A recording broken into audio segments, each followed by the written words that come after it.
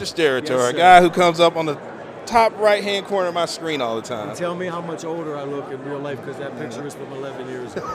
That's why I'm never going live show. I got two questions real quick. Number one, I would like to take you back to all of maybe week 15 or 14. There's a little controversial call over in Dallas. I want to get your opinion on it. You know, in the Detroit Lions game, something about illegal man downfield, something to that effect like that. What are your thoughts on that call? An ineligible man downfield. Was Yeah, that like on a like a, the Dan Campbell where he? That's the one you and I talked about. was that like part of a 2-point conversion or something? Yeah, something or like that. like an ineligible player that was ruled eligible but wasn't eligible because he wasn't announced, or was it something like that? Something to that effect. I think I can remember that play a little bit. What would you like to know about it? Now tell me. Get your thoughts Want on me it to elaborate a little more on Yeah, maybe? because as you see, I have a star on. I did notice that. A Yes. lot of people Looks seem to good think, on you as well. A lot of people seem to think that we got a hand from the referees and that. And I would like to know if you could just shoot that down real quick, let them know that that was the right call for the Detroit Lions, and we could just drop this whole thing. I would love to be able to be someone that could just say that what you just said was 100% correct, but I am an official. There you go. And sometimes, even though it might not be what you want to hear, I have to still recite what I believe it is. Okay. I don't want you to take offense to that. It's not personal. It's just kind of me reciting the rule and maybe the applications, and then maybe even the human element that occurs in a lot of things in life where maybe we just didn't apply something the proper way, and then something came as a result of that, right?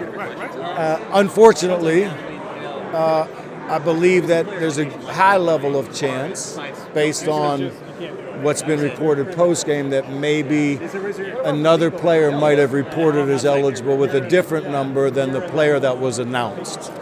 Now, without being down there, but listening to the parties at hand and their the way that they had kind of, revisited what happened on the field. Look, at the end of touchdowns from the referees' world, to get really serious with you for a minute, on PATs, field goals, extra points, punts, there are multiple players many times with different teams that have eligible or ineligible numbers, okay? The process, quite frankly, on how that's done is 2 hours before the game, when two officials from the crew go visit the head coaches. They usually speak to the special teams coach, and they write all those numbers down on a card, okay? Because we don't want to hear an announcement of 5 numbers that are eligible every punt, every field goal, every PAT. So those are not plays where referees announce who is eligible or who is ineligible. It's an understood because the numbers are on there. The unique situation when it's not just an extra point after a touchdown, but it's actually a go for 2, is we're not in that space now. We're running a regular play again. So now when an eligible or an ineligible player reports to you, you have to announce that player, right? So you're not just looking at him and then look back and go, gee, ineligible on the PAT, and you go, got you, no announcement. Again, I'm speculating here to try to put myself back in, teleport down to the field and what potentially could have happened. 71 reported 2 or 3 times during the course of the game, right? And it was announced properly. And quite honestly, after the touchdown, not that I think it's unsporting, the game of chess maybe had taken place at that point, where now 71 runs off of the sideline and is running directly at a referee, which would get your attention if you were a referee.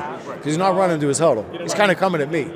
Now, as he's coming at me and he catches my eye, there's a high percentage of chance that another player from the other side, coming from the original huddle, was yelling, reporting, right? Now, therein maybe lies that piece that we need to put the full stamp on. Was that referee looking at 71 running from the sideline, who had reported to him multiple times, and he heard 68 just say reporting, maybe not say 68 is reporting. So was there an assumption potentially at that point where the referee, and you can kind of see the referee kind of almost half pointed at 71 while he's hearing 68 say reporting, and assumed that was 71 that now was reporting, right, when it wasn't. I've also heard that said, for 3 interior linemen to get next to a referee like that was deceit or unsporting. I don't think that I'm a fan of that. Listen, if you've developed a play to the detail that you developed it to do that without cheating or breaking a rule, which that's not a rule, to cause the defense to pause or focus more, then I just think that's good coaching, or it's a well-designed play. You have a lot of plays like that. Jake can attest, I'm sure they had plays they had when he was playing where they never showed that play for a year, maybe 2 years, saved it for one moment, maybe only showed it in practice 3 or 4 times, right? I think this play kind of fell in that category. And then the assumption that it was 71 took place. And to Brad Allen's credit, he announced 71. Right. He said 71, right? He went to the defense, verbally said.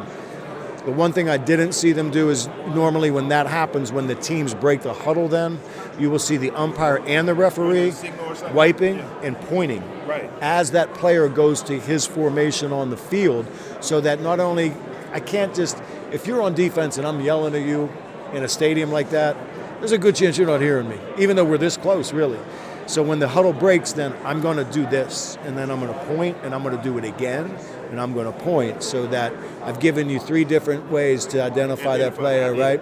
So did he announce 71? Yes. Did the head coach from Detroit say it was 68? Yes. Did 68 say that? Yes. So therein lies that, that question. But procedurally, I would tell you, I don't think Detroit did anything wrong. And to Dallas's credit, Dallas covered 71. Right. That's who they were told was eligible. They didn't cover 68. So you can't just say at the end of that play, hey, listen, I made a mistake. I announced the wrong guy. 68 was eligible. It's a touchdown. You can't do that. Dallas would have been defending 68. So there was no collusion between the Cowboys and the referees? With no question. None whatsoever. No. So my last question real quick. Yes.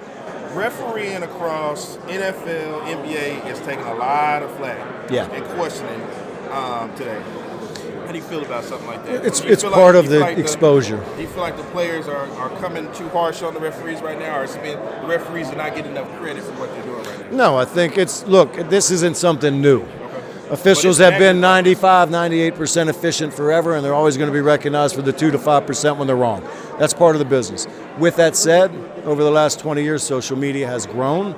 Our ability to see things much clearer on television have grown. Quite honestly, every network has an analyst now that wasn't official, that's explaining things about officiating that we never had before. We just would leave it up to whoever was in the living room at the time and what they felt. So there's more attention that I think is drawn toward officiating. Social media, the enhancement of the way we communicate through sporting events has grown as well. So I think that's a lot of it, right? I don't think it's like, my goodness, they have just gotten so much worse in the last 15 years. There's a higher engagement from the fans. There's higher knowledge of the rules of the fans that didn't know rules before, maybe as much as they do now. So I think with that, you're going to get more attention. Well, I'll see you at the top of the right corner in the Super Bowl. It's coming up here in a couple weeks. You got it, Chip. All right, next time.